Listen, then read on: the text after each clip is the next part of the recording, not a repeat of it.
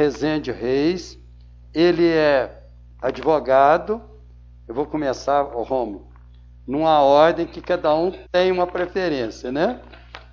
Ele é advogado, professor da Unilavras de Direito, né? Ele advoga aqui, tem um escritório ali perto do Solar Palace, né? E hoje ele está aqui como historiador, pesquisador da história de Santo Antônio do Amparo. Eu vou deixar que ele entre nos detalhes, como ele iniciou essa pesquisa. E outra coisa que faz admirar mais o Rômulo é porque eu fui proprietário do jornal regional aqui durante a década de 80 e uma partezinha da década de 90, e ele escreve no Amparense News, tem crônicas deliciosas dele, muito boas, né? E ele hoje vai contar para vocês o que eu chamo de a verdadeira história de Santo Antônio do Amparo. Não a lenda, não o mito, mas a história verdadeira de Santo Antônio. E eu espero que vocês gostem. Nós estamos com vários convidados das escolas municipais, estaduais, da Superintendência de Ensino também, né? Nós estamos aqui com o limite máximo de participantes, que são 100 pessoas, os nossos alunos do turno da manhã, aqui da nossa escola, né? Os professores, nós estamos no laboratório, todo mundo, a sala aqui nós higienizamos para que o Rômulo possa falar sem a máscara, para ele estar mais tranquilo. Eu vou retirar da sala para que ele faça a palestra dele com tranquilidade. Muito obrigado a todos que estão nos assistindo e aproveitar a oportunidade, agradecê-los e falar que o Instituto Arco, que trabalha em parceria com o Bernoulli, né, que é um grupo de ensino ponta do Brasil, e que nós estamos aqui já, desse mesmo sistema que estamos hoje aqui com o Dr. Rômulo, nossas aulas sempre ao vivo, na parte da manhã, na parte da tarde, né, um avanço tecnológico que nós tivemos nos adaptar e que estamos tendo muito sucesso. Muito obrigado a todos e boa palestra.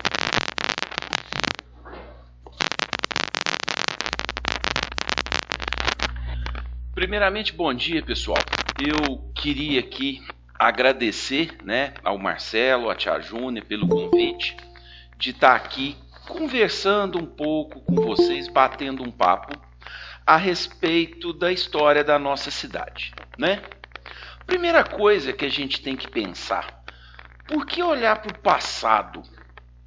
Por que nos preocuparmos com história, né? História é a raiz, é de onde viemos.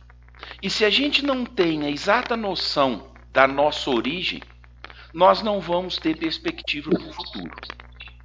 E aí eu conversando com o Marcelo falou, mas por que essa vontade de pesquisar a história de Santo Antônio? Eu falei, Marcelo, eu quero conhecer a história real. Até agora, tudo que a gente ouviu é lenda. E eu comecei já aí há coisa de uns 5 ou mais anos colecionar documentos, pesquisar arquivos de jornais, e eu encontrei muita coisa. E estou tentando colocar isso num livro que eu espero estar lançando aí em breve. Então vamos, de uma forma aqui bem simples, começar essa história, essa nossa viagem na história da nossa terra, no início. Por quê? Porque todo mundo comete um engano na hora que começa a contar a história de um lugar. Você começa falando ali de um europeu, de um branco que chegou, de uma família. E é evidente que antes dos europeus chegarem, né, invadirem o Brasil, Pedro Álvares Cabral lá em 1500, aqui tinha gente. E muita gente. Nós estamos nos referindo aqui aos índios, indígenas. E aí vocês vão me perguntar, em Santo Antônio do Amparo, tinha índios? Sim. Pesquisas recentes, descobertas recentes, principalmente quando foram fazer aqui a usina hidrelétrica do Funil, os arqueólogos encontraram ali vários artefatos, vários objetos deixados por esses índios do passado. E quem eram os índios que estavam aqui em Santo Antônio? A história conta, né, que esses indígenas que ocupavam essa região nossa aqui, que a gente chama de Campo das Vertentes, né, o Vale do Rio Grande, eram os índios cataguás. Embora haja alguma polêmica a respeito aí desses índios cataguás, o certo é que esse pessoal ocupava essa região. E certamente foram as primeiras pessoas que andaram aqui em Santo Antônio do Amparo. Mas a gente tem que direcionar aqui a nossa história para quê?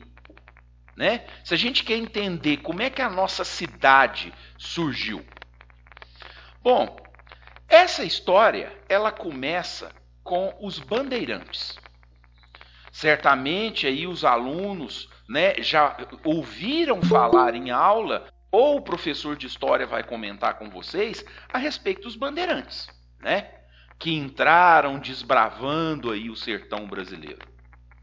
Então, se a gente pensar em dados dessa história, qual o primeiro bandeirante que provavelmente pisou em Santo Antônio do Amparo? Ele chamava André de Leão. Ele saiu de São Paulo, né, e atravessou a Serra da Mantiqueira. Muitos de vocês aí já devem ter ido, por exemplo, em Aparecida do Norte ou na praia ali em Ubatuba. Vocês atravessam a Serra da Mantiqueira. Provavelmente muito perto desse lugar que o André de Leão passou. Isso em 1601. Quer dizer, há quase 400 anos atrás. O André de Leão, então, ele veio, né, nessa bandeira até aqui no encontro do rio Capivari com o Rio Grande, pertinho aqui de Lavras de Itumirim. E quando ele chegou ali, ele virou para o oeste. Ou seja, ele pegou esse rumo que passa em Bom Sucesso, em Santo Antônio do Amparo, em Oliveira, até o Rio São Francisco. Então, provavelmente, ele foi o primeiro europeu que passou aqui em Santo Antônio do Amparo, né, onde hoje é Santo Antônio do Amparo. Depois, né, já quase 100 anos depois, a famosa bandeira do Fernão Dias. Fernão Dias foi um bandeirante, né, o mais famoso aí no Brasil, que saiu de São Paulo, né, para descobrir ouro, diamantes aqui em Minas Gerais. E Fernão Dias, ele ficou 1 ano acampado ali onde hoje é a cidade de Ibituruna. Por isso que eles falam que Ibituruna é a cidade mais antiga de Minas. E nesse tempo que ele ficou acampado em Ibituruna, ele explorou toda a nossa região, então é muito provável que o Fernão Dias tenha vindo onde hoje é Santo Antônio do Amparo e andado aqui, né? Quem sabe andado aqui nessa montanha bonita onde está a nossa igreja. Mas se a gente pensar numa cidade, né, igual a gente conhece, esse conjunto de casas, de gente que moram perto, quando que isso vai começar?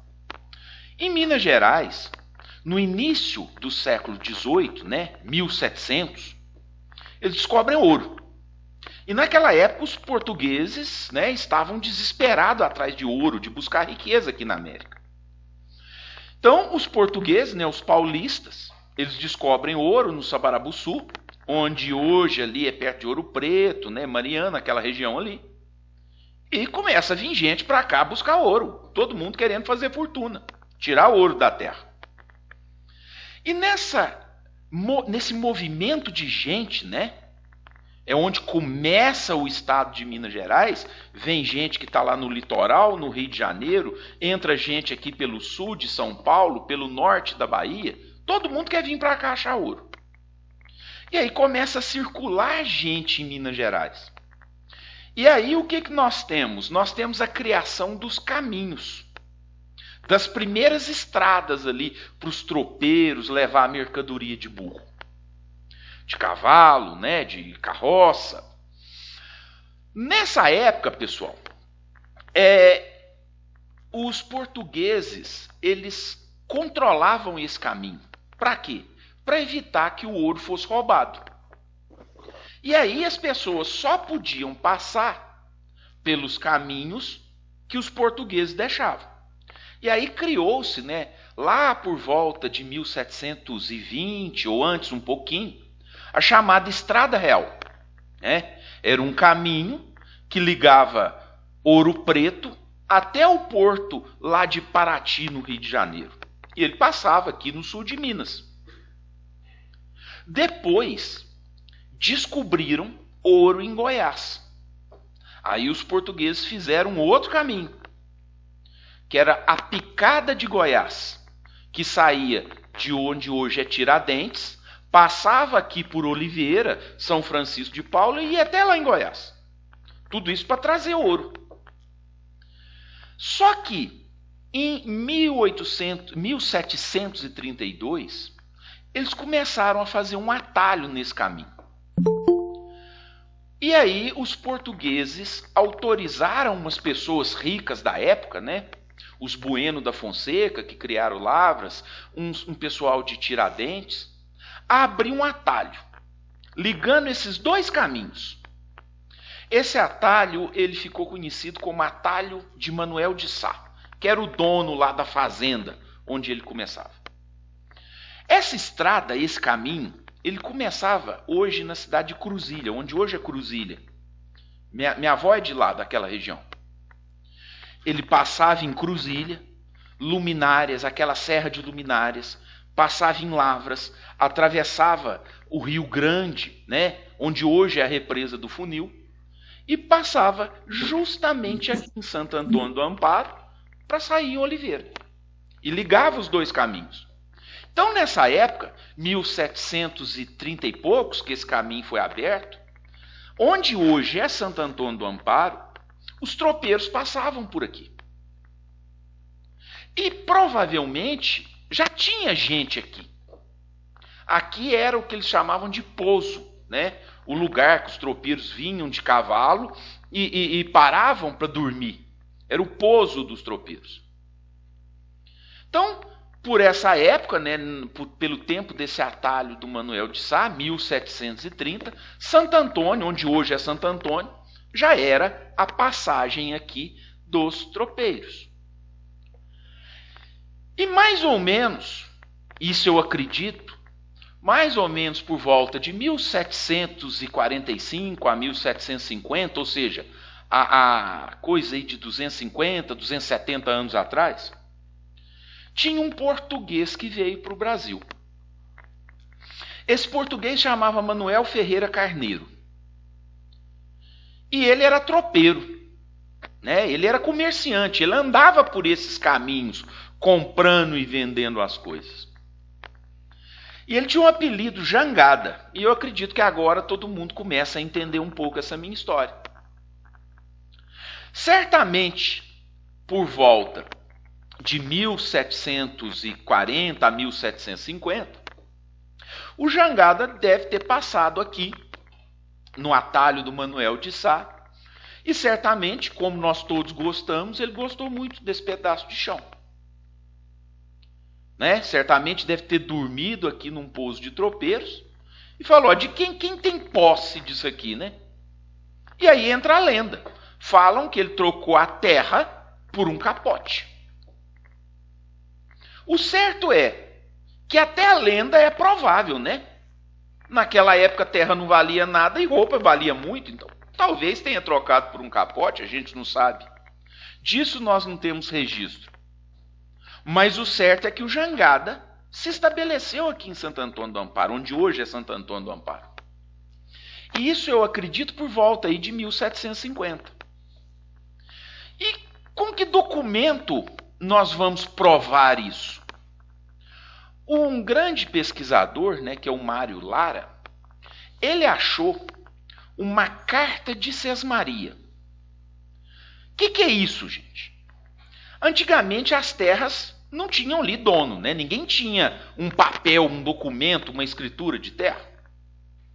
Todo mundo chegava e se apossava da terra. Mas toda a terra tinha um dono, que era o rei de Portugal. Então só o rei que dava terra para o povo. E o documento que o rei dava às terras às pessoas chamava Carta de Sesmaria. Mas naquela época, era comum que a pessoa vir, se estabelecer ali na terra, né, montar ali sua fazenda, ficar, e ela só ia pedir carta de sesmaria depois. E o Jangada, ele tem a carta de sesmaria dele em 1764.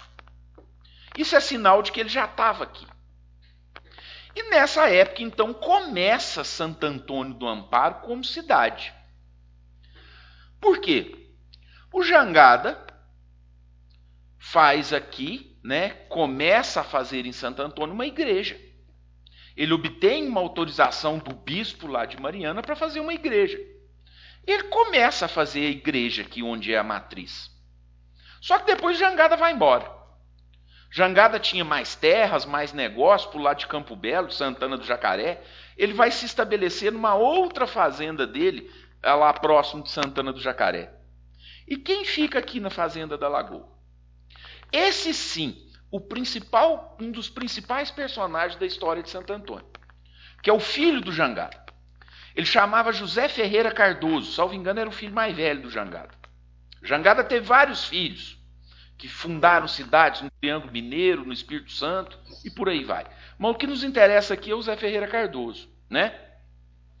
E o Zé Ferreira Cardoso, ele termina a igreja antiga. Isso na virada, né, dos anos 1700 para os anos 1800. Ou seja, há 220 anos atrás. Termina a igreja antiga que tinha aqui. E, evidente, eu encontrei outras cartas de sesmaria dessa época, outras pessoas vieram, e nessa época aqui já era conhecido como Santo Antônio do Amparo. Tem um documento no Arquivo Público Mineiro, né, que o governo da época, o governo Ultramarino, mandou uma companhia de soldados para Santo Antônio do Amparo. Chamava Aplicação Arraial. Então aqui já tinha gente nessa época. Nós já temos aí um primeiro arraial, um primeiro conjunto de pessoas que se estabeleceram aqui, né? Aí vocês vão falar, mas por que o nome Santo Antônio do Amparo? Bom, tem lendas que explicam, né? O Monsenhor Vicente Soares foi o primeiro que escreveu sobre Santo Antônio do Amparo, isso em 1930, e ele institucionalizou essa lenda. A ideia, né, era de uma promessa. O fazendeiro teve um escravo fugido, fez uma promessa para o santo para o escravo voltar para Santo Antônio. Santo Antônio trouxe o escravo de volta. Isso é lenda. Por quê? Ora, é certo que Zé Ferreira Cardoso, quando terminou a igreja, ele consagrou ela para Santo Antônio. E isso era muito comum. Por quê? Os portugueses, né, como os europeus que invadiram a América, eles eram católicos. Professavam a fé católica. Eles invadiam e conquistavam as terras ali numa missão meio que divina. E depois da Virgem Maria, o santo de maior devoção em Portugal era Santo Antônio. Então, nessa época, era muito comum consagrarem as igrejas a Santo Antônio. Então, o termo Santo Antônio é por quê? Porque a capela que o Zé Ferreira Cardoso terminou, que o Jangada começou, foi dedicada a Santo Antônio. E o amparo? O Monsenhor Vicente Soares, ele fala que o termo amparo era por causa de umas árvores de araticum que existia próximo à igreja, onde os tropeiros descansavam. Isso aí procede. Amparo por quê? Porque aqui era pouso de tropeiro. Aqui era caminho real, atalho de Manuel de Sá. Na medida que os tropeiros passavam por aqui, eles dormiam aqui. É o pouso, o amparo dos tropeiros. Certamente debaixo dessas árvores que o Monsenhor Vicente Soares faz referência, né?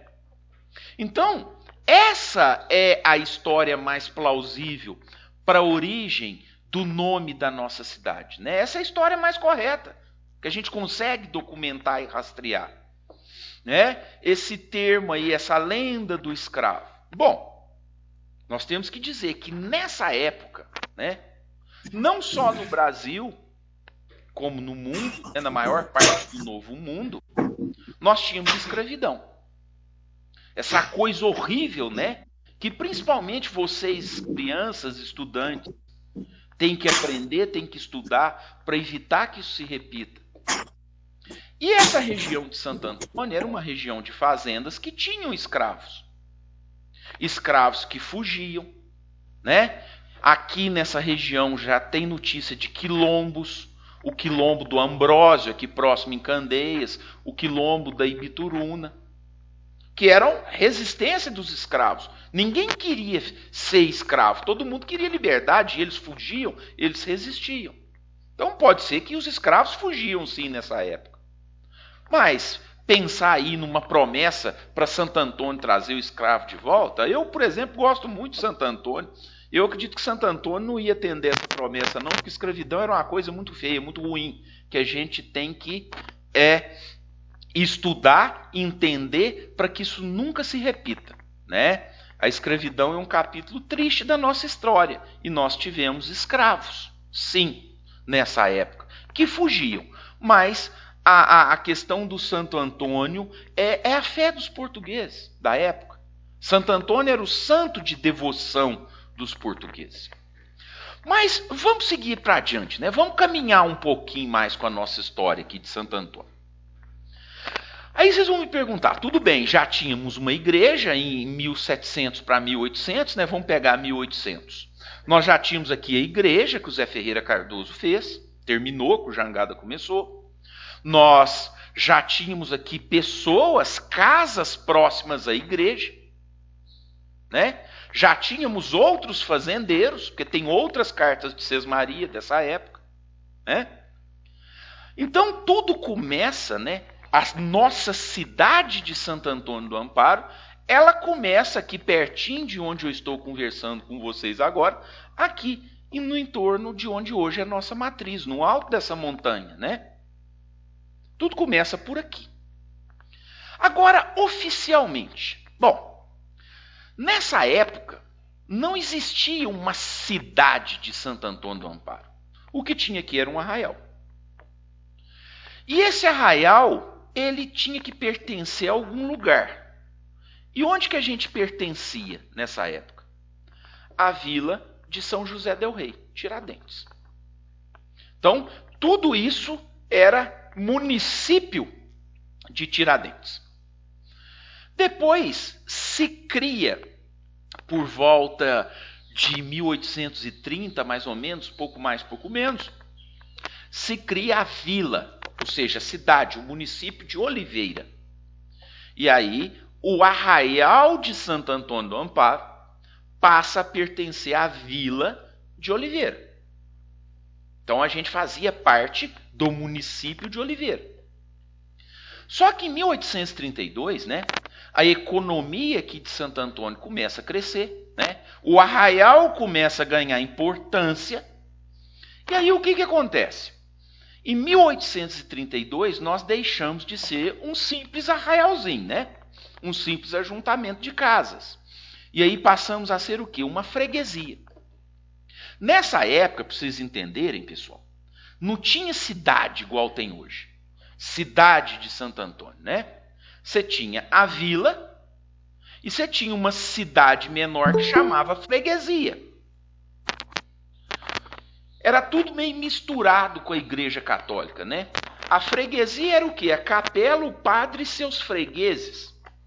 E aquilo ali era como se fosse um município hoje. Então, Santo Antônio vira freguesia em 1832.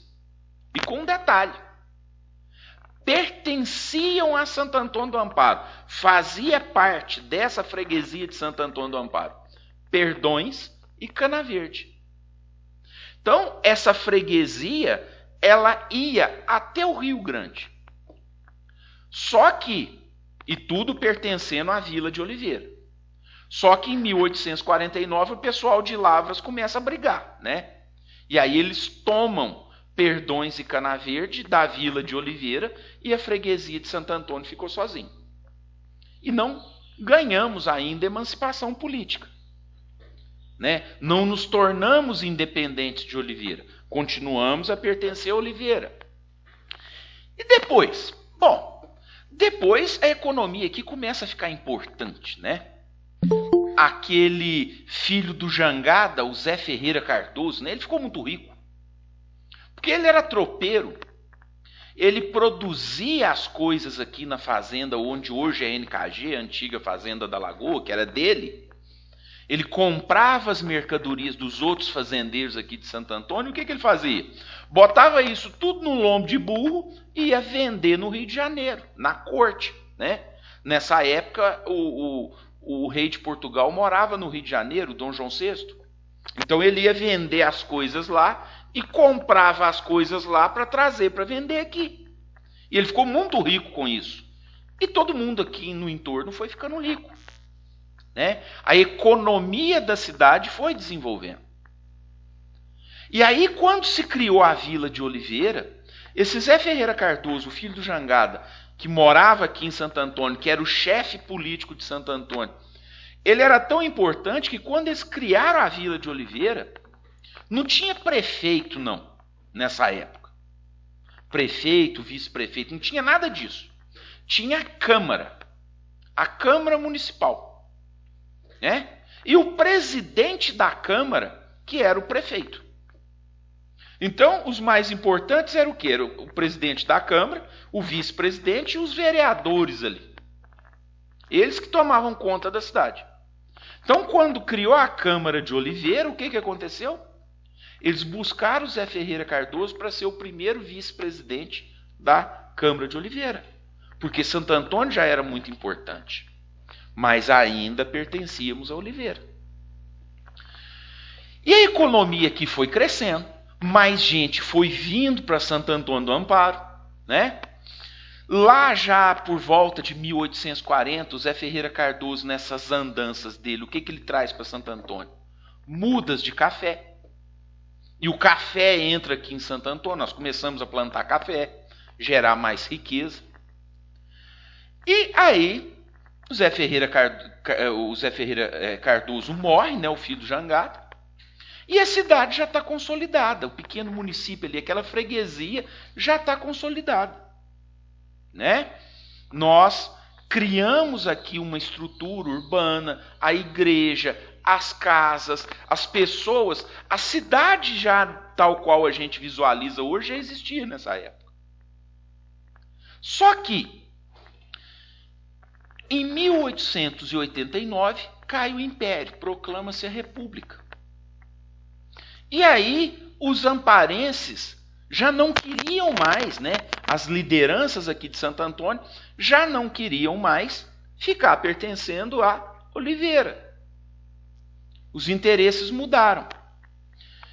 E aí já existia na República um Estado de Minas Gerais e precisava se reorganizar o Estado. O que os amparenses fizeram?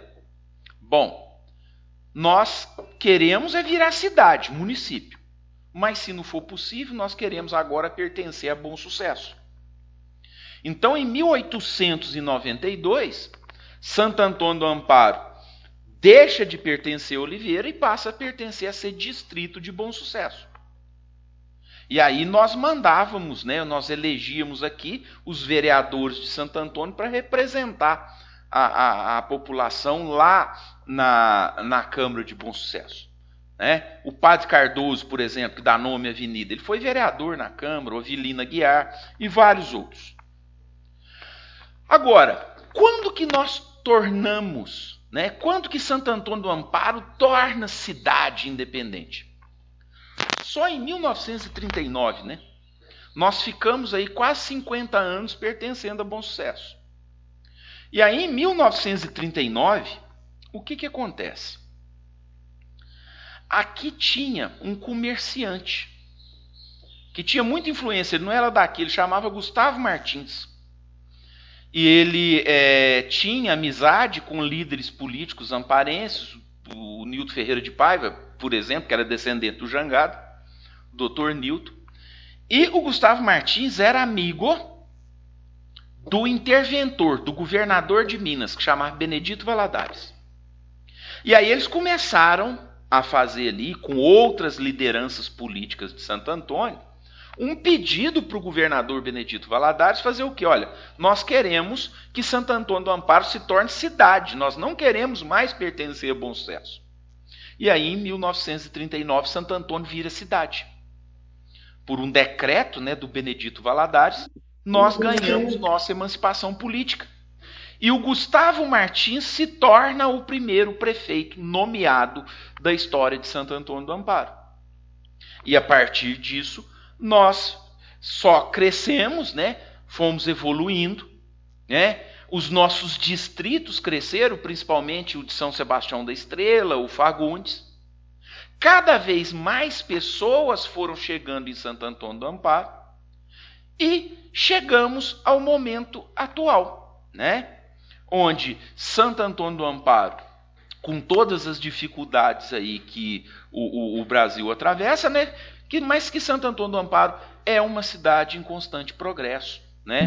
É uma cidade que só cresce, que tem um povo muito bacana, principalmente as famílias tradicionais, mas mais ainda aqueles que vieram para cá e adotaram essa cidade como sua e aqui prosperaram.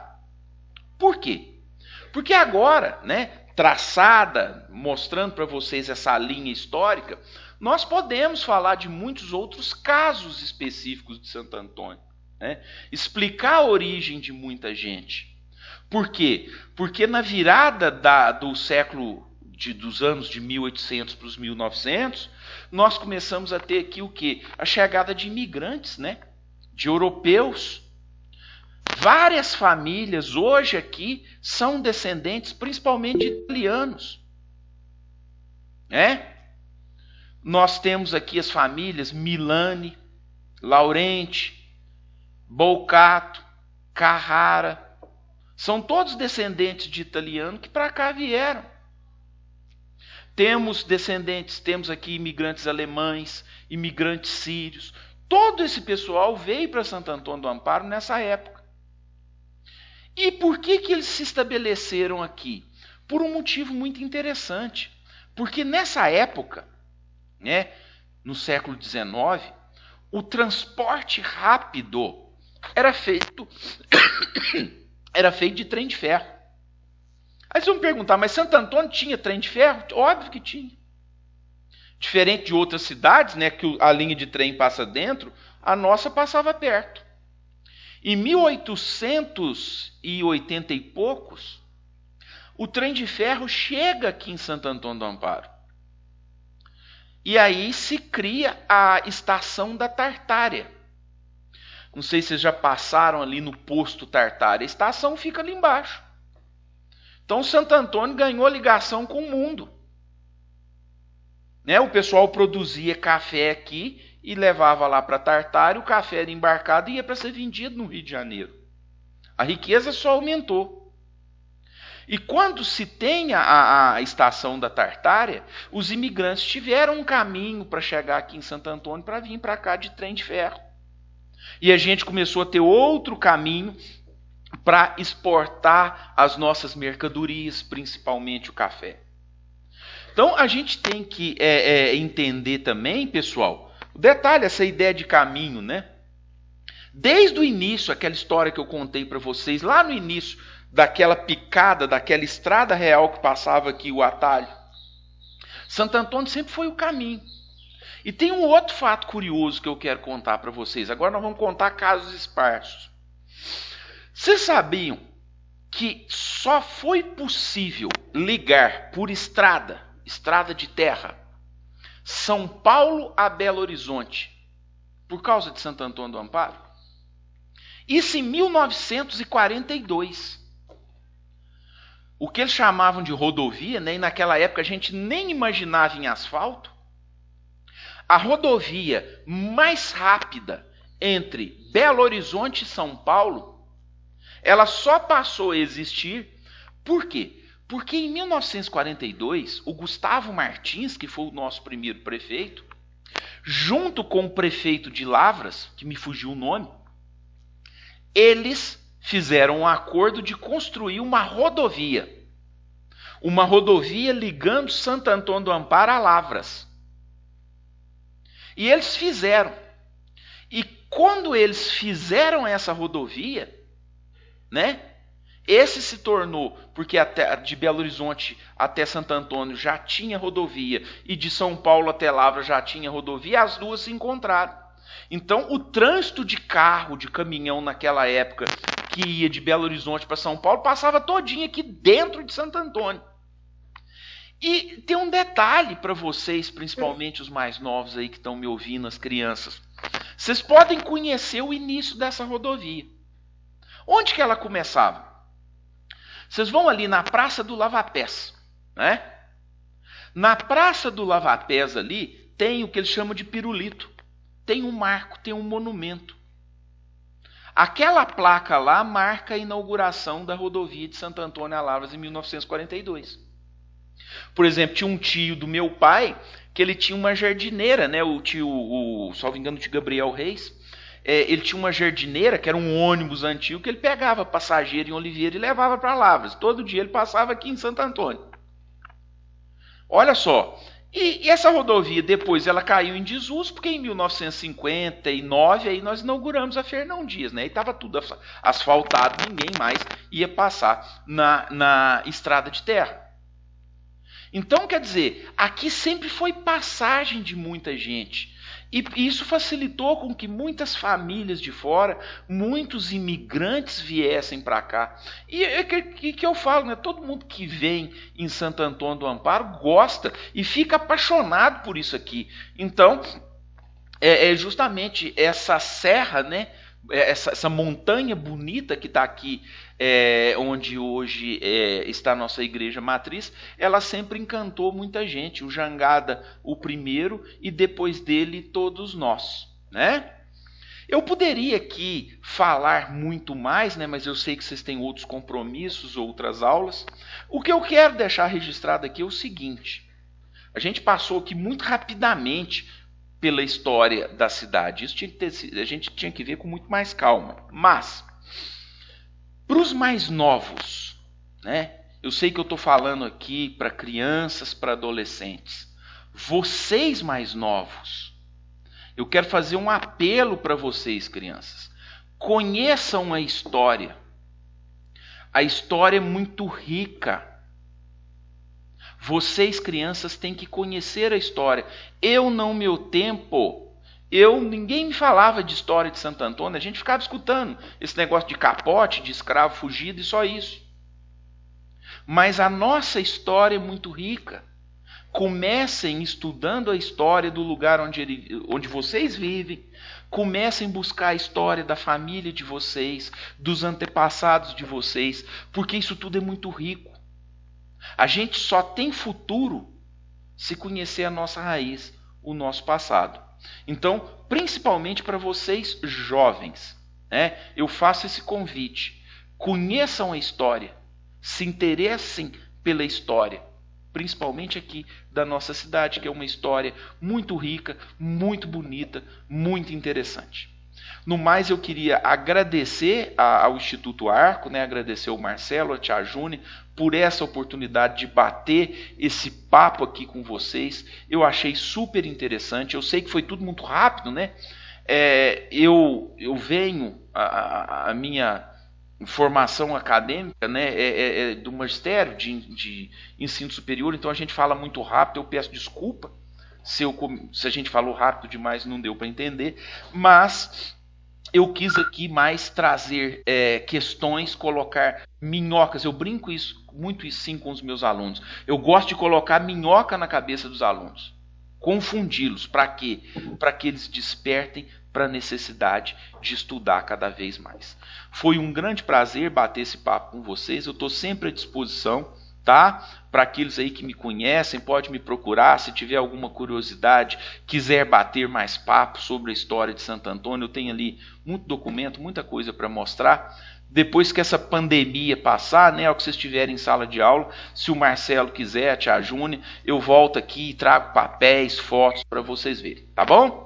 Um grande abraço, meus queridos. Tudo de bom para vocês, sucesso. Muito obrigado, Prazer. Eu queria tornar que aquelas minhas palavras iniciais foram muito verdadeiras, né?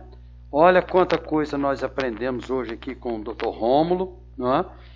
E ele tem outros casos que vocês vão acompanhando lá no Amparense News. Ele tem um caso que ele conseguiu levantar por um jornal lá de Florianópolis, numa partida famosa de futebol que teve aqui em Santo Antônio. 1930. Um time só podia ter pessoas que chamassem Antônio e o outro time só quem chamasse Sebastião. E o juiz e os bandeirinhas também tinham que ser ou Antônio ou Sebastião. Então, casos interessantes como esse, ele nas suas pesquisas ele foi muito humilde e não falar o tanto que ele pesquisou dados de Portugal e de todos os lugares. Então, agradeço. Nós, aqui ao fundo, nós estamos hoje com o mapa de Santo Antônio do Amparo aqui, desde lá o Padre Vitor, até o meu bairro lá, o Eldorado, né? Hoje com um levantamento feito pela Prefeitura, mostrando como nós crescemos da antiga igreja aqui do centro. Vocês podem ver a expansão, né? O centro está aqui. Mais uma vez, doutor Romo, falar que para mim surpreendeu sua palestra, não. Eu tinha certeza absoluta que é um sucesso muito grande.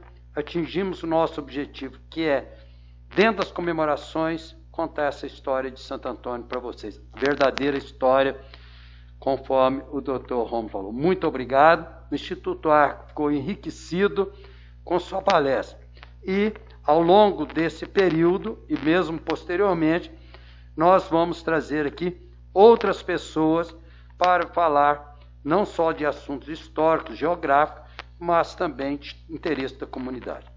Agradeço a vocês, tenham todo um bom feriado, que começa amanhã com Corpus Christi, dia da nossa cidade, e pedir, usem máscara, higienização das mãos, vamos ficar em casa, não vamos aglomerar, e até o próprio a paróquia de Santo Antônio do Amparo, de uma forma assim muito bacana, por orientação do bispo Dom Miguel, por orientação da Confederação Nacional dos Bispos do Brasil, suspendeu essas solenidades que teria aqui para evitar aglomeração.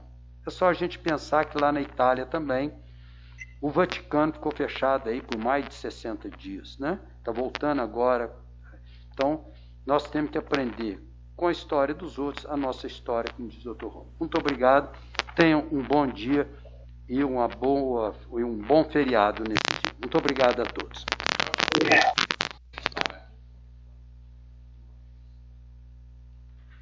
Vamos lá que a Tchau. Tchau.